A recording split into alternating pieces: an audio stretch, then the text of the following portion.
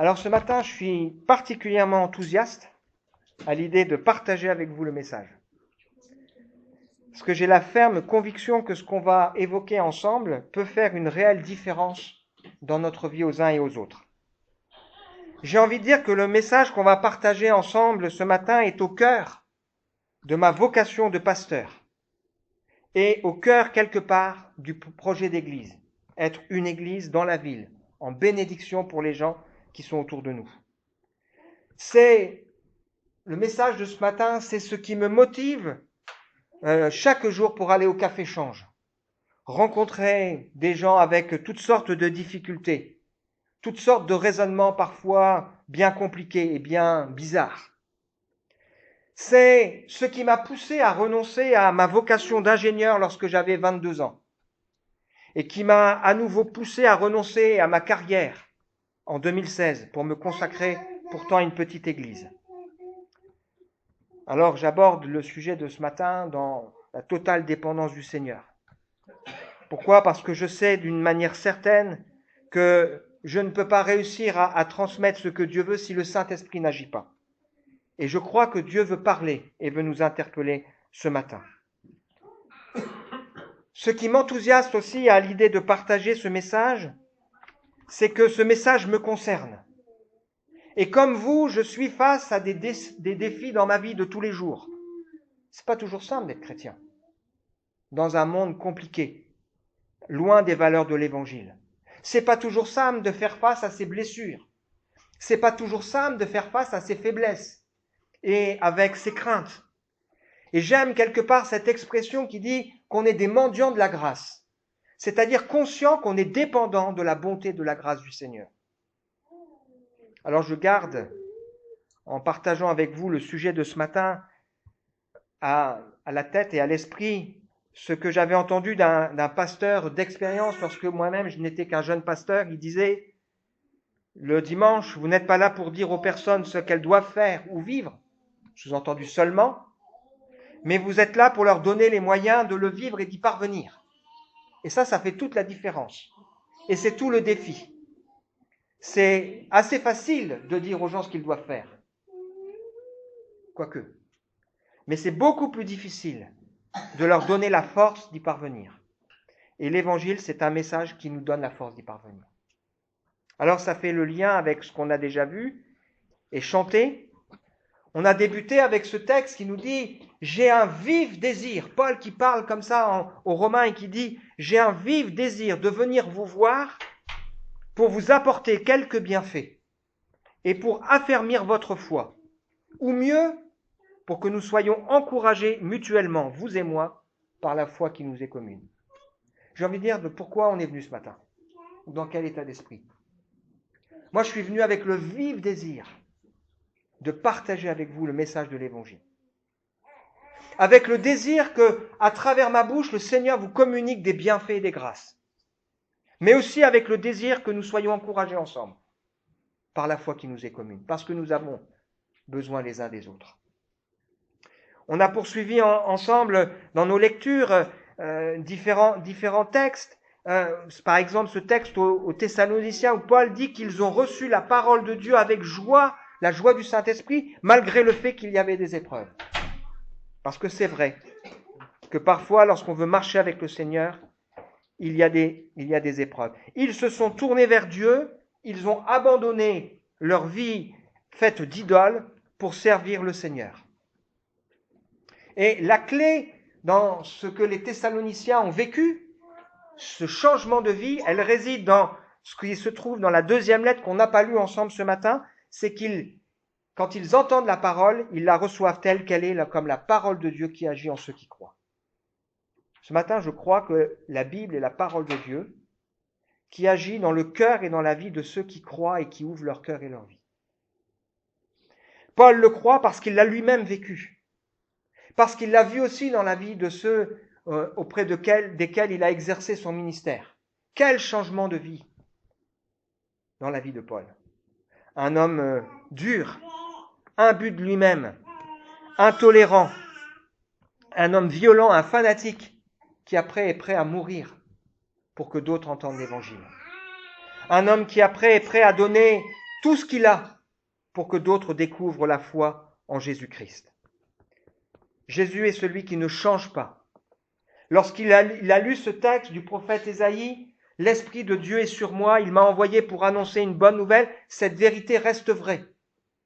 Il m'a envoyé pour libérer les captifs. Il y a tant de gens qui sont captifs. On peut être captif de toutes sortes de dépendance. Mais on peut être aussi captif de toutes sortes de peurs. On peut être captif aussi de toutes sortes de blessures qui font de nous des estropiés des relations. On peut être captif aussi de toutes sortes de paroles qu'on a pu entendre et qui nous martèlent et qui nous marquent dans notre cœur et dans notre vie et qui nous empêchent d'avancer. On peut être captif de certaines expériences mauvaises qu'on a pu vivre. Il est venu délivrer les opprimés, rendre la vue aux aveugles et ouvrir la porte de la grâce. Et tout ça, ça peut se faire comment? Parce que le Seigneur veut changer notre cœur, comme un potier, qui prend ce qui est parfois raté pour refaire quelque chose qui est réussi. Et cette vérité, ce n'est pas une vérité qui arrive une seule fois dans notre vie, parce que je crois que la grâce, on en a besoin et on en est dépendant. Et dans la Bible et dans la vie, heureusement que la grâce est encore possible pour chacun de nous.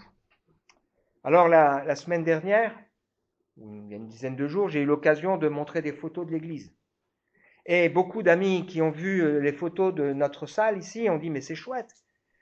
Juliane, qui était là la semaine dernière, qui a aidé aussi à faire la menuiserie, m'a dit « mais depuis quand vous avez commencé les travaux ?» On a signé les locaux ici le 3 juillet.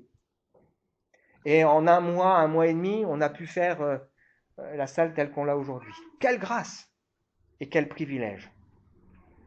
Ethan, qui est la semaine dernière dans sa prière, il disait ceci, qu'on a une belle salle et qu'il est impressionné par rapport à ce qu'il avait vu les premières fois. Qu'est-ce qui a fait que tout cela a été possible?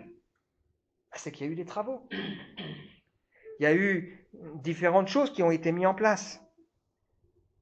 Alors, j'ai choisi cette image ce matin pour le message de ce matin, une image d'un atelier rempli de différents outils. Pourquoi? Parce que je crois que Dieu nous donne dans sa parole des outils pour nous permettre de vivre pleinement l'Évangile comme lui veut que nous le vivions. Et donc, le titre de ce matin, c'est, vas-y Théophile, 3 outils de base et un moyen pour bien les utiliser en vue d'un grand ouvrage. On va regarder ensemble 3 outils et un moyen en vue de réaliser un grand ouvrage. Alors, on va débuter ensemble la deuxième lettre de Pierre, une lettre qui est passionnante, vous allez voir, qui nous plonge dans la vraie vie, qui fait la jonction aussi avec ce qu'on a vu ensemble la semaine dernière. La semaine dernière, on a évoqué l'importance d'aimer Jésus et de suivre Jésus. Avec cette question qui nous revient, m'aimes-tu? Parfait, hein? Mais aimes-tu Jésus? Et avec cette réalité qu'on ne doit pas dire trop vite oui, mais on doit vraiment réfléchir parce que si on dit qu'on aime Jésus, ça implique des choses concrètes. M'aimes-tu réellement? Est-ce que dans ta vie, ça se voit que tu m'aimes? Et puis cette deuxième vérité, suivre Jésus. On peut suivre Jésus de loin. On peut suivre Jésus de près. On peut suivre quelqu'un qui suit Jésus. Quel cas, c'est dangereux parce que si cette personne, elle change de route ou elle s'arrête, on va faire pareil.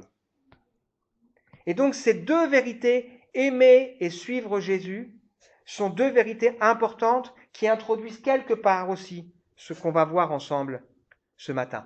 Pierre est quelqu'un qui aime le Seigneur et qui suit le Seigneur. Il accomplit en ce sens la mission que Dieu lui a donnée d'affermir, de rendre forts les frères et sœurs que Dieu lui a confiés et de nourrir pleinement les brebis du Seigneur. Et ce matin, avec ce que Pierre nous laisse, j'aimerais que nous soyons affermis et nourris. Et c'est ce qu'on va découvrir ensemble. Alors on va lire ensemble 12 versets, mais on va se concentrer ensuite sur 3. Simplement ces 12 versets pour nous permettre de bien comprendre vers quoi nous allons ce matin. 2 Pierre, chapitre 1er, verset 12. Simon-Pierre, serviteur et apôtre de Jésus-Christ, salue ceux qui ont reçu le même privilège que nous, la foi. Ils la doivent à Jésus-Christ, notre Dieu et notre Sauveur, qu'il leur a accordé car il est juste. Que la grâce et la paix vous soient données en abondance par la connaissance de Dieu et de Jésus notre Seigneur. Par sa puissance, en effet, Dieu nous a donné tout ce qu'il faut pour vivre dans l'attachement au Seigneur, en nous faisant connaître celui qui nous a appelés par la manifestation de sa propre gloire et l'intervention de sa force. Ainsi, nous bénéficions des dons infiniment précieux que Dieu nous avait promis.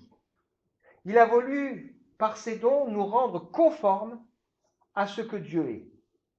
Vous qui avez fui la corruption que les mauvais désirs font régner dans ce monde. Pour cette raison même, faites tous vos efforts pour ajouter à votre foi la force de caractère. À la force de caractère, la connaissance.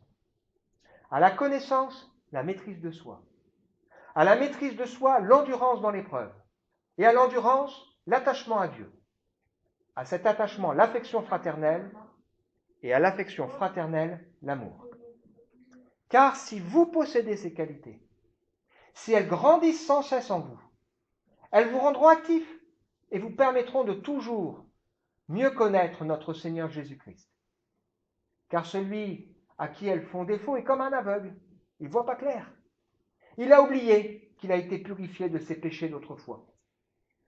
C'est pourquoi, frères et sœurs, puisque Dieu vous a appelés et choisis, redoublez d'efforts pour éprouver dans toute leur force les effets de cet appel et de ce choix. Car si vous agissez ainsi, vous ne tomberez jamais. Ainsi, vous seront grandes ouvertes les portes du royaume éternel de notre Seigneur et Sauveur Jésus-Christ. Voilà pourquoi je ne cesserai de vous rappeler ces choses, bien que vous les sachiez déjà, et que vous soyez fermement attachés à la vérité qui vous a été présentée. Alors, quelques éléments de contexte avant de nous concentrer ensemble sur juste les 3 premiers versets. Pierre écrit une lettre à la fin de sa vie. Il écrit cette lettre à des chrétiens qui sont dispersés dans le monde et qui vivent leur foi dans un contexte qui est difficile. La première lettre, il a écrit la lettre par rapport aux difficultés qu'on a qui sont extérieures à nous. Le contexte général, peu propice à la foi. On est parfois moqué, persécuté, accusé à tort. Il sait très bien que vivre sa foi en étant attaché à Dieu, en respectant Dieu dans le travail, c'est pas toujours simple, dans nos rapports aux autorités ou dans le contexte familial. Comment réagir ou être joyeux et en paix dans un contexte où c'est compliqué. Il sait aussi que parfois, certains sont appelés à vivre leur foi alors qu'on se moque d'eux et on ne comprend pas leur manière de raisonner et leur choix, leur changement d'attitude. Ça, c'est la première lettre, dans lequel il insiste sur la joie qui est la nôtre. Et dans cette deuxième lettre, il va aborder 4 thèmes qui sont extrêmement d'actualité, vous allez le voir. Le premier thème, c'est la nécessité pour chacun de nous de bien comprendre ce qu'est le salut et de progresser. Est-ce que nous progressons dans notre marche avec le Seigneur? C'est quoi l'enjeu? C'est quoi l'enjeu? L'enjeu, c'est qu'on devienne conforme à l'image de Jésus. Rien de moins que ça. Le Seigneur, il veut transformer Raphaël, mon caractère, ma manière de penser pour que je ressemble à Jésus. Il y a encore du chemin. Mais vous mettez votre nom. Et le projet de Dieu pour vous, c'est ça. C'est que Dieu transforme votre caractère, votre manière de raisonner, vos priorités, votre logique, votre attachement à Dieu à l'image de celle de Jésus. Waouh! La deuxième chose qui nous est dit dans ce qu'on a déjà lu ensemble, c'est que le projet de Dieu, c'est qu'on puisse se servir.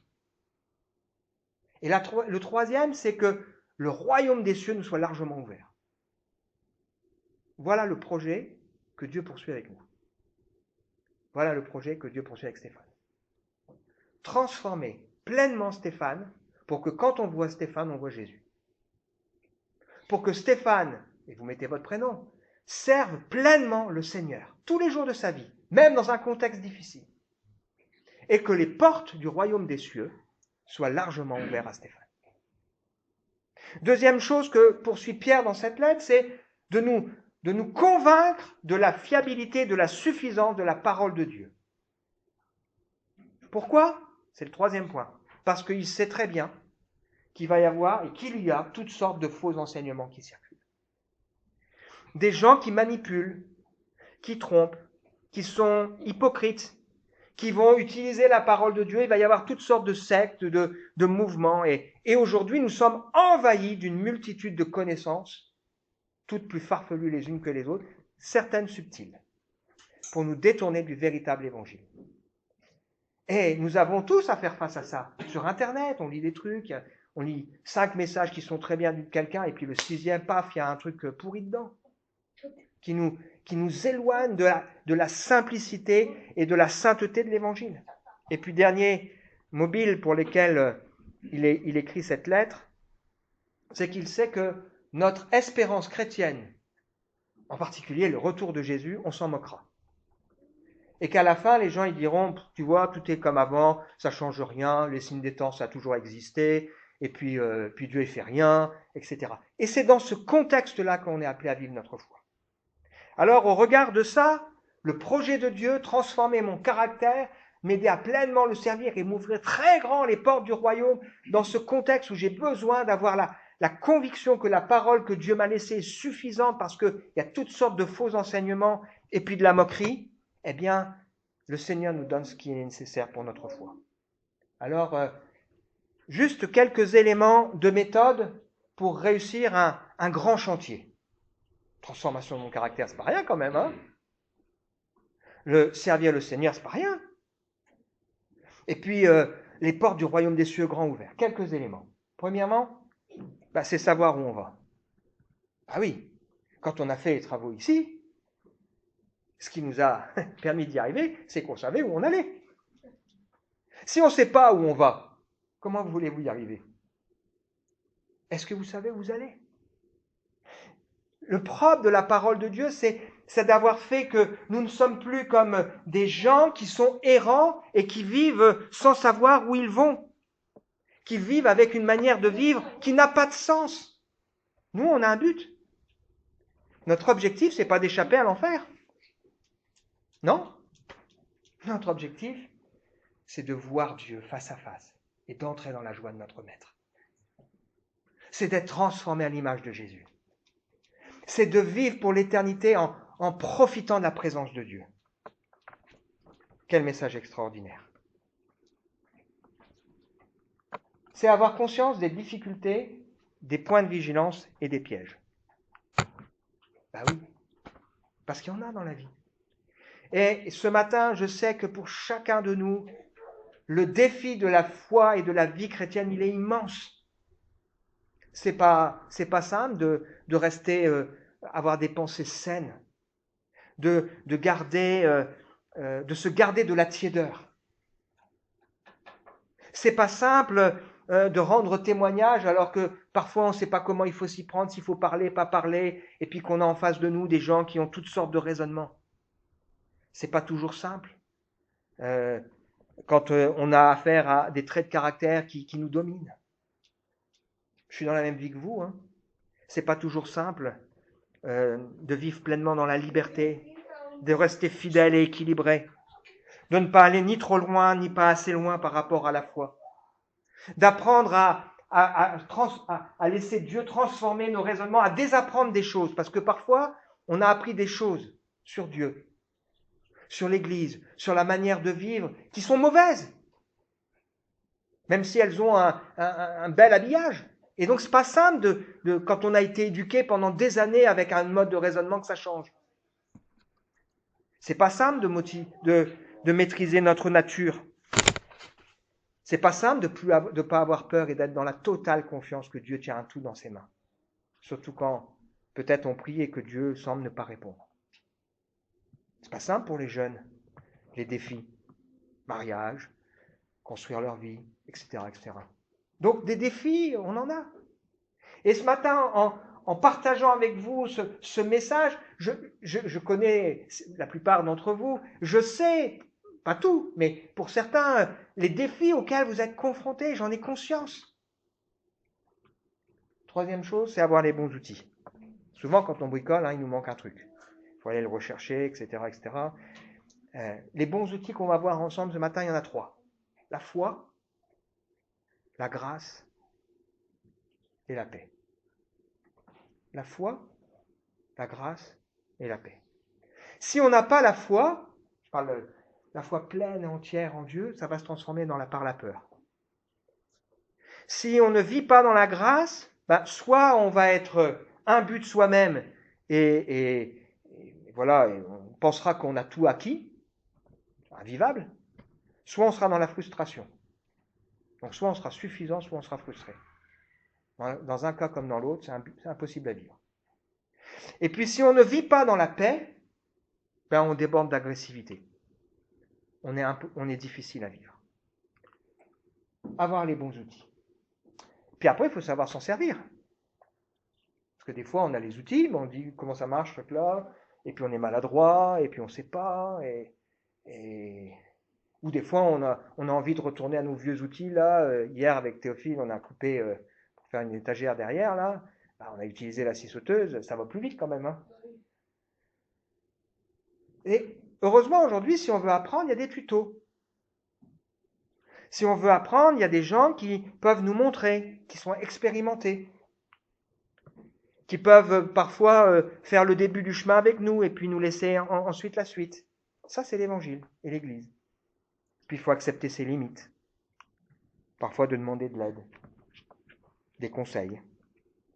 Et puis il faut avoir un plan et puis des priorités. On savait quand on a fait les travaux ici, il fallait enlever les cloisons, il fallait faire l'électricité, il fallait commander tout de suite les trucs pour la porte, etc., etc. C'est quoi le plan de ma vie? Je suis reconnaissant au Seigneur parce que quand je suis rentré, j'en ai parlé il y a 2-3 semaines, là, vraiment je vous invite à écouter ce message. Quand je suis rentré à France Évangélisation, on m'a aidé à prendre soin de moi et à travailler aussi sur moi. Et chaque année, on me demande de réfléchir à un plan de développement personnel sur lequel je dois identifier mes points de faiblesse et comment je travaille dessus. Ou les choses qui me manquent et comment je prie pour que ça avance. Est-ce que nous aussi, chacun de nous, on est prêt à faire cet effort de se dire, mais dans ma vie chrétienne, au lieu de m'habituer, de vivre comme ça, nonchalant, est-ce qu'à un moment donné, je vais établir un plan et des priorités pour me dire maintenant comment je fais pour avancer avec le Seigneur. L'enjeu, il est grand quand même. L'enjeu, il est grand. On le fait quand on achète une maison, on le fait quand on fait des travaux. Et pour notre vie chrétienne, notre marche avec le Seigneur, on ne le ferait pas. Ce pour lequel nous prions, c'est ce qui est important pour nous. Si on ne prie pas pour des sujets, c'est qu'ils ne sont pas importants pour nous. Il faut arrêter qu'on se leurre. Il faut qu'on soit honnête de nous, chacun avec nous-mêmes et avec le Seigneur. Si dans mon cœur, il y a des traits de caractère, si dans ma manière de raisonner, il y a des points de faiblesse et que je ne prie pas pour, c'est que je n'ai pas encore compris qu'elles sont importantes. Et puis, il faut se mettre à l'ouvrage, avec enthousiasme. Et puis peut-être, parfois, il faut se remotiver. Alors peut-être que ce matin, on a besoin tout simplement d'être encouragés ensemble à se remotiver. Parce qu'on va regarder, waouh, l'objectif c'est ça, ouais, c'est vrai, transformer à l'image de Jésus, le servir, et puis que les portes du royaume des cieux me soient largement ouvertes, waouh, c'est grand quand même.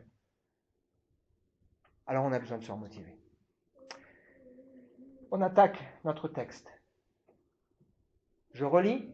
Simon-Pierre, serviteur et apôtre de Jésus-Christ, salue ceux qui ont reçu le même privilège que nous, la foi. Ils la doivent à Jésus-Christ, notre Dieu et notre Sauveur, qu'il leur a accordé car il est juste.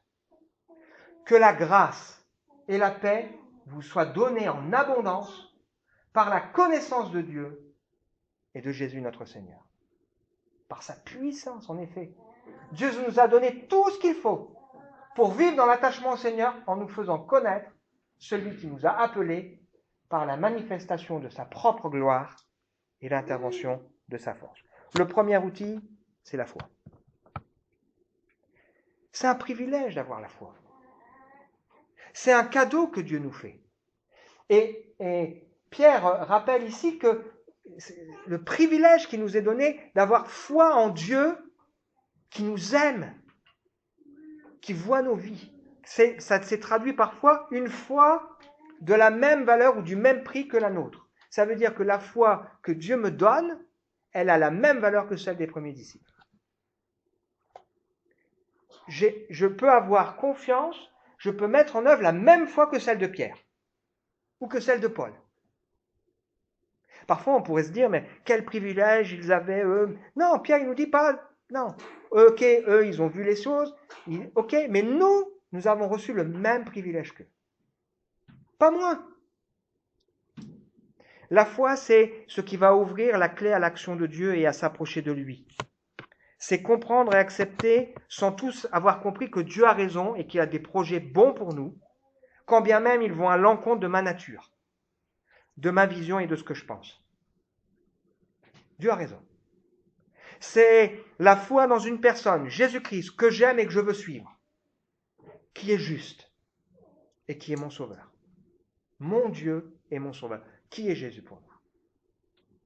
Personnage central de la Bible, celui dont on parle à l'Église, plutôt sympa.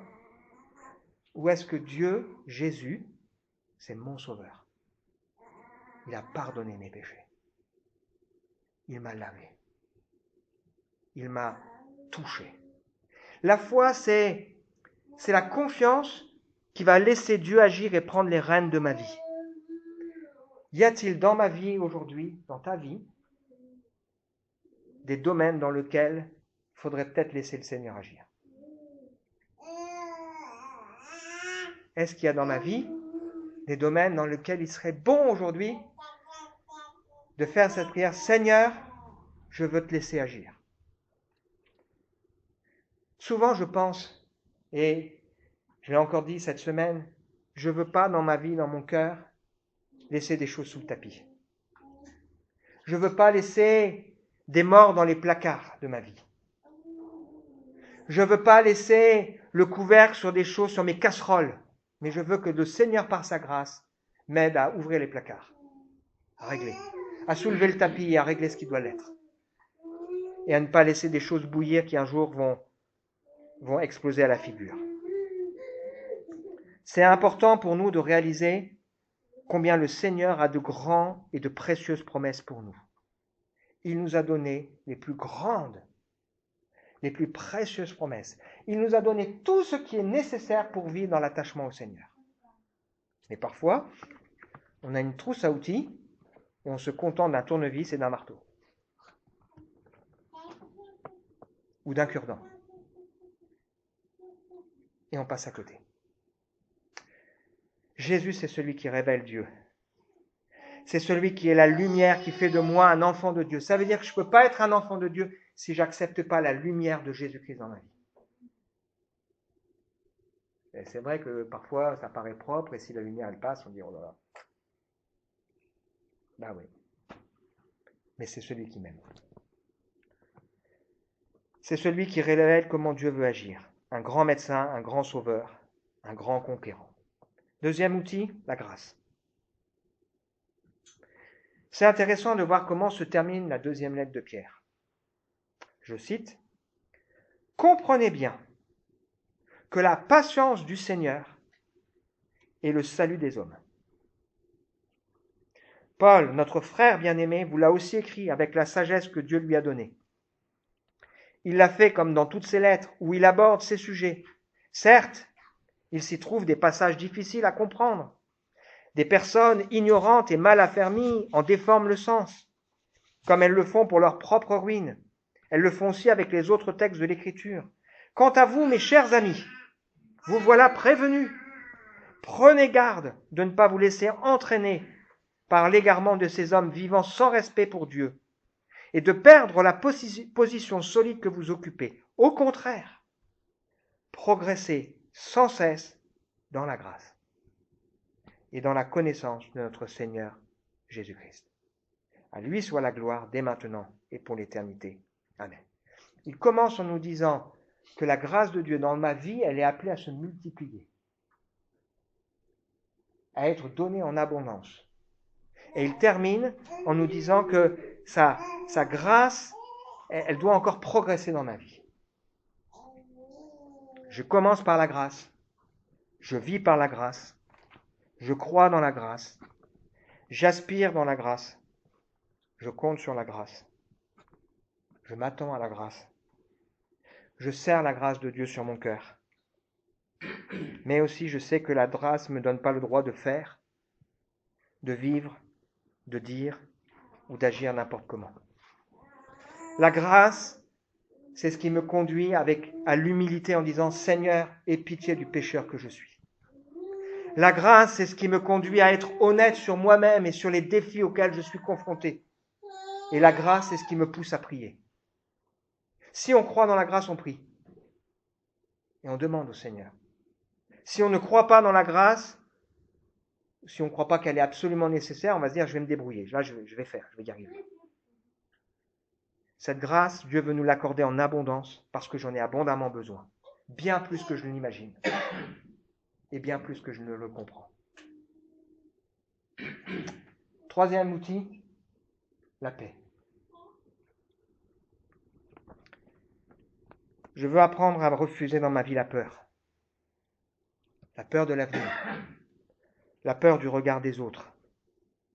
La peur de ne pas oser dire ce que le Seigneur veut que je dise. La peur de ne pas oser prendre position.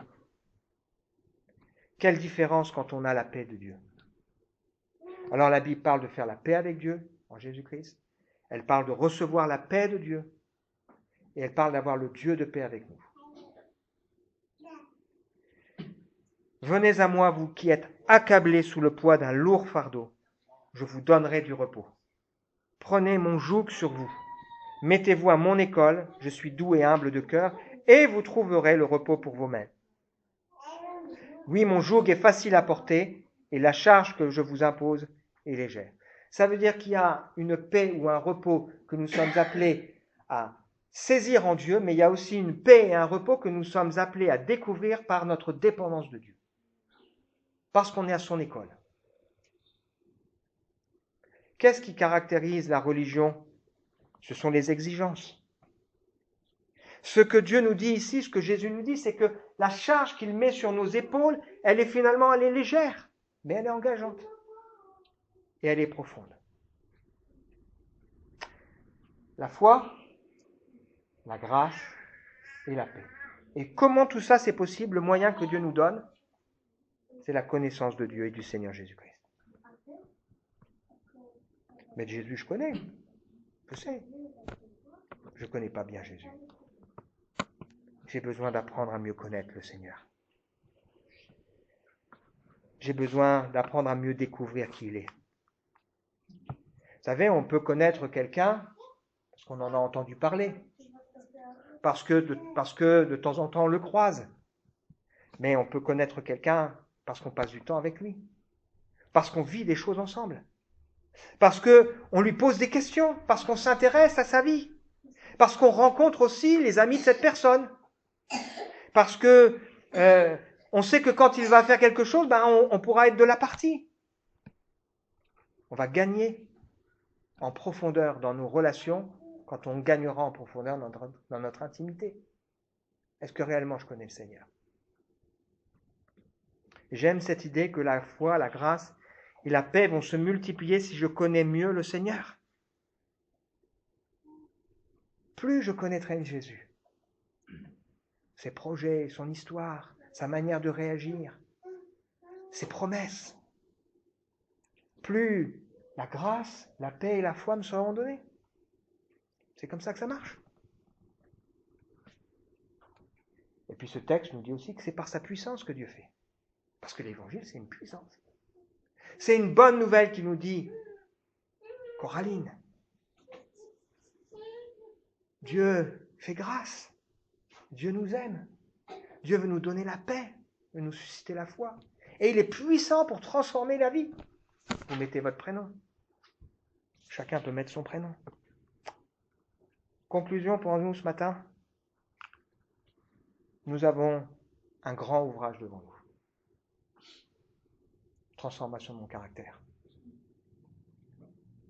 Le service du Seigneur. L'entrée pleine et entière dans le royaume de Dieu. Nous avons devant nous d'immenses défis. Confusion sur le plan spirituel, opposition, dureté des cœurs, etc., etc. Puis nos caractères, etc. Mais nous avons aussi des outils. Et nous avons un grand sauveur. Découvrons ensemble les outils que le Seigneur nous a laissés. Est-ce que nous sommes conscients qu'il y a du pain sur la planche? Et est-ce qu'on va se mettre à l'œuvre? Parce que sinon, il y a un problème quand même. J'ai des choses que le Seigneur a besoin de changer dans mon cœur et dans ma vie. Et ça va dépendre de si, à un moment donné, je vais dire oui Seigneur, ok, vas-y. Allons-nous nous y mettre et si oui, comment? On va demander au Seigneur de nous accorder son aide et sa bénédiction. La foi, c'est ce qui va faire opposition à la peur et à l'agitation. La grâce, c'est ce qui va faire opposition à la suffisance et à la frustration. La paix, c'est ce qui va faire la différence avec l'angoisse et l'agressivité. Quelqu'un qui n'a pas la foi, il a peur, il est agité. Quelqu'un qui n'a pas la grâce, il est soit suffisant, soit frustré. Quelqu'un qui n'a pas la paix, il est angoissé, il est agressif. Que le Seigneur nous aide et qu'il nous bénisse. On veut prier ensemble? Waouh, Seigneur! Quel défi, que ce texte que nous avons lu, entrevu ensemble ce matin, parce qu'il y a tellement à découvrir. Et, je crois que tu nous interpelles, que tu nous invites à réfléchir et tu mets devant nous des perspectives de choses qui vont bouger, changer, pour que nous soyons ensemble une église dans la ville, que nous soyons ensemble une bénédiction là où tu nous places, dans notre lieu de travail, dans nos familles, avec nos voisins, dans nos familles, avec nos enfants. Seigneur, qui est suffisant pour ces choses? Certainement pas l'être humain. Nous avons tellement besoin de toi. Je te prie, Seigneur, pour que chacun ce matin puisse se laisser interpeller par ta parole, pour répondre à l'appel que tu lances dans son cœur, pour accepter de se laisser toucher et transformer par toi. Amen.